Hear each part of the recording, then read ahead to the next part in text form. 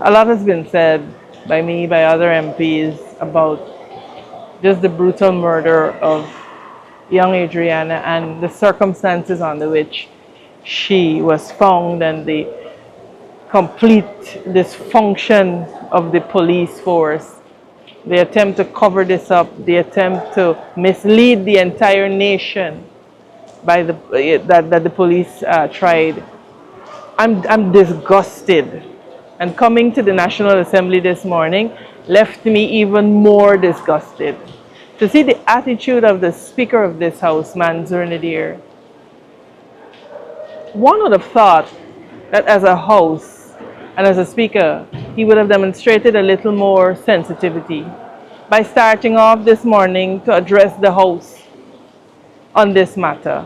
He's talked about other things before, and something that the nation is that has the nation's grip in its throes, he pretends as if it doesn't even exist.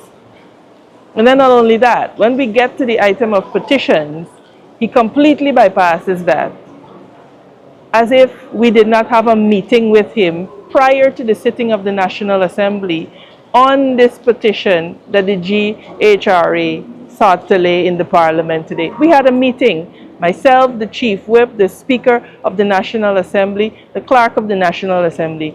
The Clerk of the National Assembly gave guidance this morning, just after 7, on what has to be done to lay it. Today is Monday. The Parliament wasn't working yesterday for them to acknowledge and to do this. And there is facility, and there are facilities in the law that allow for them to move the House on matters of urgent importance. So there's no excuse. I see that they've rushed out there to say that this was received at 9:26, which was the final email and the final communication that they received. But like I said, we had been in touch, in correspondence with the Speaker from since early this morning. And in fact, he said that he needed a covering motion for this petition. And myself and MP Director of Finance, we prepared the motion, we signed it, and we submitted it as well.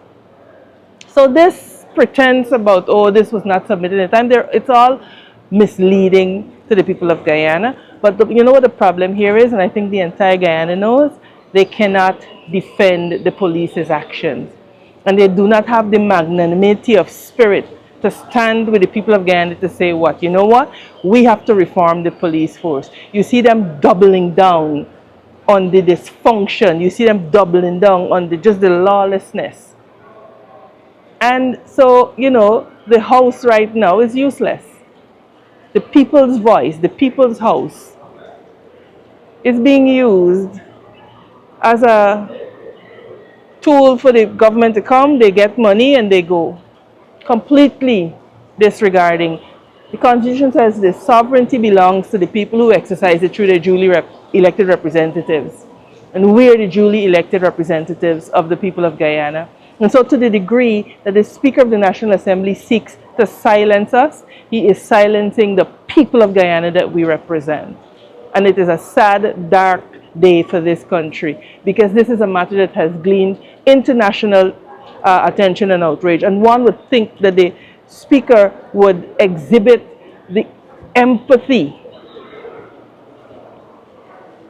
to have the House deal with this once and for all and make strong recommendations. He sought to carry on as if it was business as usual, as if an 11-year-old girl wasn't slaughtered, as if there's not a father and a mother right now standing outside of a hospital waiting to see their child cut open, when all the time, with swift action from the police, her death could have been avoided. So I'm disgusted, I'm outraged, but I'm not deterred. And I want to say to the people of Guyana that you cannot be deterred, because Adriana is all of our daughters.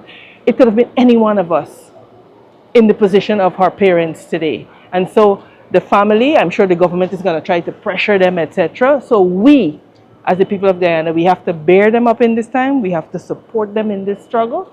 And we have to ensure that reform comes to the police once and for all.